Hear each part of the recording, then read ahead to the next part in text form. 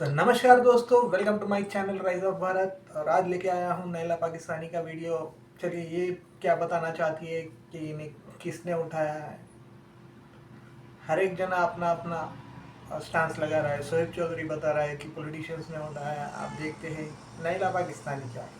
दोस्तों आज का वीडियो बहुत ज्यादा इंपॉर्टेंट है क्योंकि मेरे लाखों फैंस, मेरे लाखों सब्सक्राइबर ये बात जानने के लिए मुंतजिर थे कि मैं कहाँ थी, मैं क्यों वीडियो अपलोड नहीं कर रही थी, क्या हुआ मेरे साथ। और सोशल मीडिया पर जो कई दिनों से एक ही बात चलाई जा रही है कि पाकिस्तानी यूट्यूबर्स कहाँ गए। अरे तू जा रही। कोई कह रहा था कि हैंग आउट हो गए, किसी का एनकाउंटर हो गया और अल्लाह अल्लाह और मुझसे रिलेटेड भी बहुत सी फेक खबरें फैलाएगी कि शायला को मार दिया गया है और ये वो। लेकिन आज का जो वीडियो बहुत ज्यादा इंपॉर्टेंट है। क्यों? क्या हमारे सॉफ्टवेयर अपडेट हो गए, क्या हम इंडिया वर्सेस पाकिस्तान के ऊपर वीडियो बना पाएंगे। शैला जी, जिस अंदाज में आप बात कर रहे हो ना, मुझे तो लगता है सॉफ्टवेयर तो अपडेट हो गया है पाकिस्तानी यूट्यूबर्स का। कुछ ना कुछ तो गड़बड़ है। सही पकड़े हैं। क्या हम इस कंटेंट को आगे कंटिन्यू कर पाएंगे या फिर आज का ये मेरा वीडियो आखिरी वीडियो है मेरे चैनल पे। चल छुट्टी। तो ये तमाम सवालों के जवाब दोस्तों मैं आज आपके सामने रखूंगी क्योंकि मैं अपनी ऑडियंस के साथ बहुत ज्यादा लॉयल हूँ। जो मैं बात यहाँ पे रखने वाली हूँ, शायद किसी के अंदर इतनी हिम्मत नहीं थी कि वो आपको सच बता सके कि इन 25 दिनों के अंदर हमारे साथ लाहौर के अंदर क्या सलूक किया गया अरे देवा, और किन शर्तों पे हमें जो है रिहाई दी गई। ये गड़बड़ है बाबा। तो मैं अपने आप से शुरू करती हूँ कि मुझे एक कॉल आती है कि FIA लाहौर साइबर क्राइम जो कि पाकिस्तान की एक एजेंसी है, उसकी जानिब से एक कॉल मुझे आई और कहा कि आप जो है ऑफिस में हाजिर हो जाएं और आपसे कुछ इंक्वायरी करनी है। ये बिल्कुल मुझे वैसी इंक्वायरी लग रही थी जो आज से ठीक 6-6.5 माह पहले भी ऐसा ही सीन हुआ था, जिसमें हम पे इसी तरह के इल्जाम लगाए गए और हमने अपने आप को डिफेंड किया और हम उन तमाम कहते हैं ना कि मुश्किलात से बाहर आए और अपने चैनल के ऊपर दोबारा हमने काम शुरू किया और मैं अपने पाँव पे खुद चल के गई। अच्छा। बहुत से कमेंट्स ये भी आ रहे थे कि क्या आपको उठा के लेके जाया गया। तो दोस्तों मैं तो अपने पाँव पे खुद चल के गई थी और जो यूट्यूबर्स नहीं गए थे उनके घर पे रेड किया और उन्हें वहां से बरामद किया क्योंकि इस दफा जो हालात थे वो बहुत ज्यादा सीरियस हो चुके थे। मैं तो अपने पाँव पे खुद चल के गई, तो मैं मेंटली किसी भी ऐसी बुरी सिचुएशन को फेस करना नहीं चाहती थी। मैं नॉर्मली गई और वहां जब मैं जाती हूँ तो मैंने सोचा भी नहीं था कि ये सब मेरे साथ हो जाएगा। वहां पर तो ऐसे लग रहा था कि जैसे मेरी जिंदगी का आखिरी दिन है। एक कमरे में मुझे वहां पे बिठा दिया गया और सवालों के सिलसिले शुरू हो गए और मुझे ऐसे ट्रीट किया जा रहा था आज जैसे पता नहीं मैं कोई जासूस हूँ, मैं कोई दहशतगर्द हूँ, या पता नहीं मैंने कोई कितना बड़ा जुर्म कर दिया। मेरा जुर्म क्या है? मेरा ये है कि मेरा एक चैनल है जिसके ऊपर मैं इंडिया वर्सेस पाकिस्तान से रिलेटेड वीडियो अपलोड करती हूँ, जहां पर मैं लोगों को ये अवेयर करती हूँ कि इंडिया हमारा दुश्मन मुल्क नहीं है। हम अपनी गलतियों की वजह से आज पीछे हैं, हम अपनी गलतियों की वजह से आगे नहीं बढ़ पा रहे। यही कंटेंट है मेरा और आप सब इसी वजह से हमें प्यार करते हैं क्योंकि हम जो है सच बात अपनी आवाम तक रखते हैं, सच आपको दिखाते हैं, रियल जो सिचुएशंस होती है, सच क्या होता है हम आप तक पहुंचाते हैं। तो इसकी मुझे इतनी बड़ी सजा मिलेगी। वहां पर मुझे जिस तरह से मेंटली टॉर्चर किया गया, ये 25-26 दिन कहने को तो ये दिन थे, लेकिन मैं जानती हूँ या मेरी फैमिली जानती है कि हमने ये दिन किस तरह से बिताए हैं। जब आपके ऊपर गद्दारे वतन का टैग लग जाए और जब आपको कहा जाए कि 14 साल की सजा के लिए आप तैयार हो जाए। तो यही तो कॉन्फ्लिक्ट है।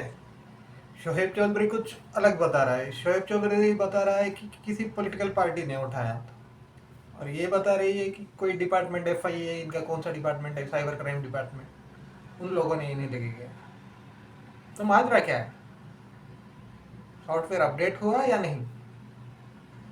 मुझे तो लगता है कुछ ना कुछ तो हुआ है, क्योंकि देखिए इनके बोलने के अंदाज बदल गए। आप कल परसों के सोहेब या सना अमजद या इनके निम्रा अहमद, इनके वीडियोस देख लीजिए। अभी ये इंडिया के बारे में ज्यादा बात नहीं कर रहे।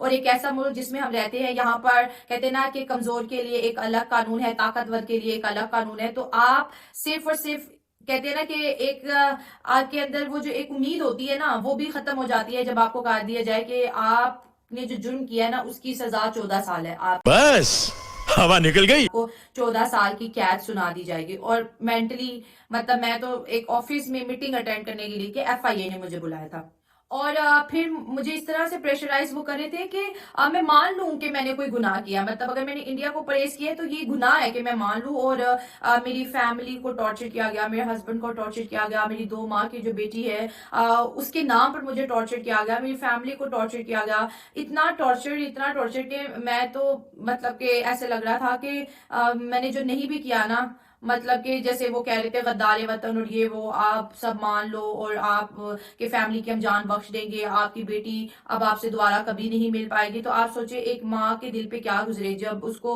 ये पता हो कि मेरी 2 माँ की बेटी मेरा घर इंतजार कर रही है और मैं अब कभी घर नहीं जा पाऊंगी। एक छोटी बच्ची जिसको माँ की जरूरत है और वो माँ घर नहीं पहुंच पा रही, वो माँ एक ऐसी सिचुएशन का शिकार हो गई। वो गुनाह जो मैंने किया ही नहीं, आप मुझे कह रहे आप मान ले, आप मान ले, आप मान ले। आप अगर 25 करोड़ में से आप माइनस हो जाएंगी तो आपका क्या होगा, आप सोचे। अगर जिंदगी चाहिए, मौत चाहिए, कुछ ऐसे मतलब कुछ ऐसी चीजें जो मैं आपको बयान नहीं कर सकती, लेकिन मेरी देखने वाली ऑडियंस बहुत अच्छे से समझ चुकी है कि हम किन हालातों से गुजर के आए हैं।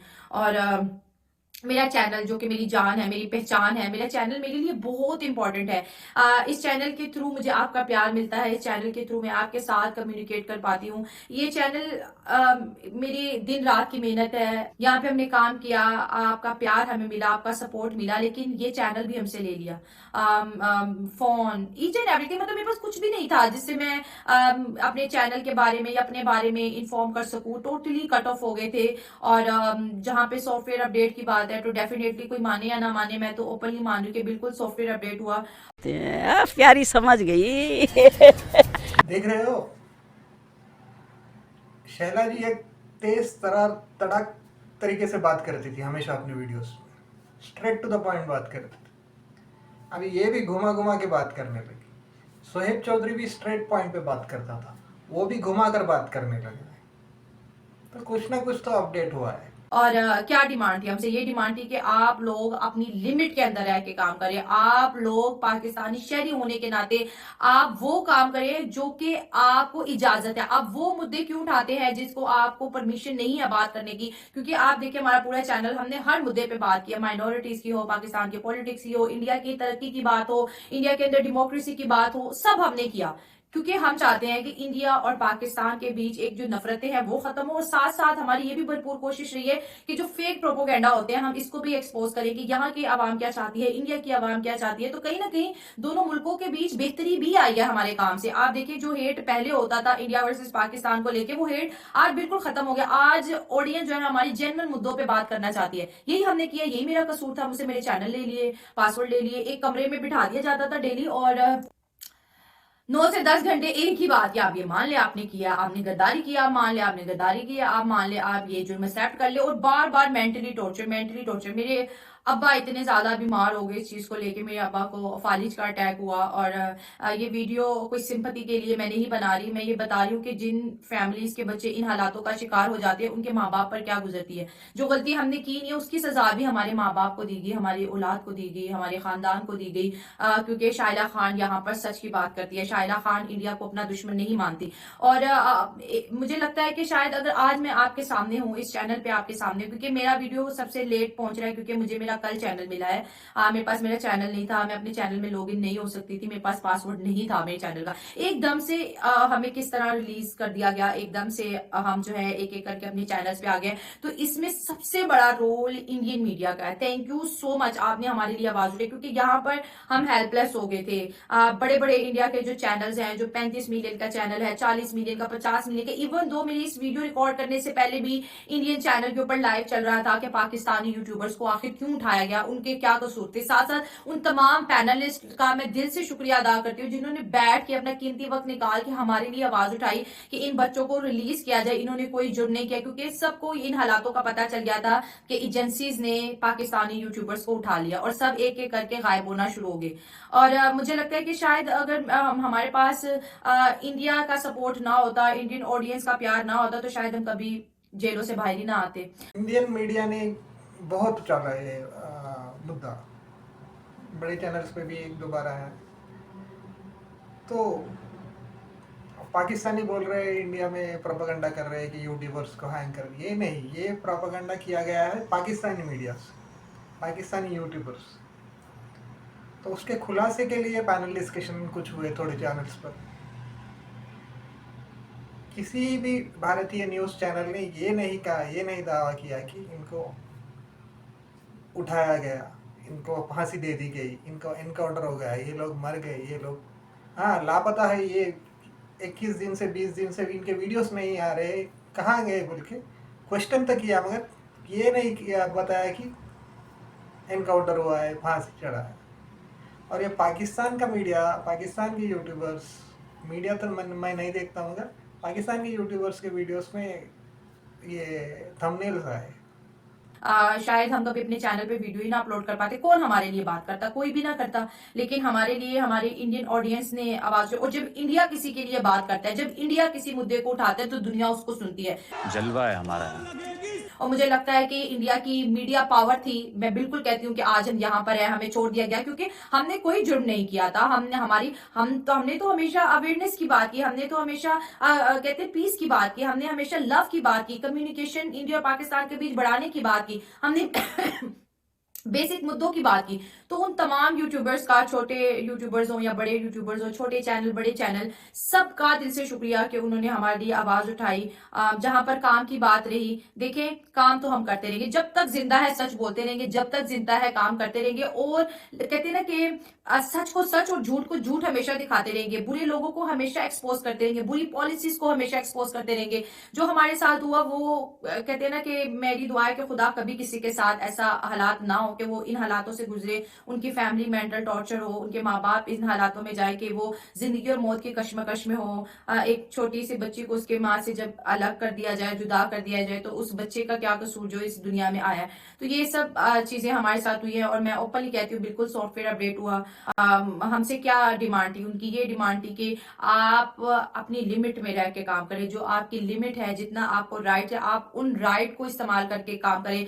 आप इंडिया की तारीफ क्यों इतनी करते हैं जबकि आपको नहीं पता कि इंडिया हमारा दुश्मन मुल्क है। ये वो जो स्टोरीज हम सुनते रहते हैं सेम वही हमारे सामने रखी, लेकिन हम इंडिया को अपना दुश्मन नहीं मानते, ना पहले मानते हैं ना आज मानते हैं। हाँ, बेहतरी के लिए जरूर काम करेंगे, दोनों कंट्रीज के वेलफेयर के लिए काम करेंगे, उसी एनर्जी से काम करेंगे, उसी एनर्जी के साथ आप मुझे देखेंगे रोड पे।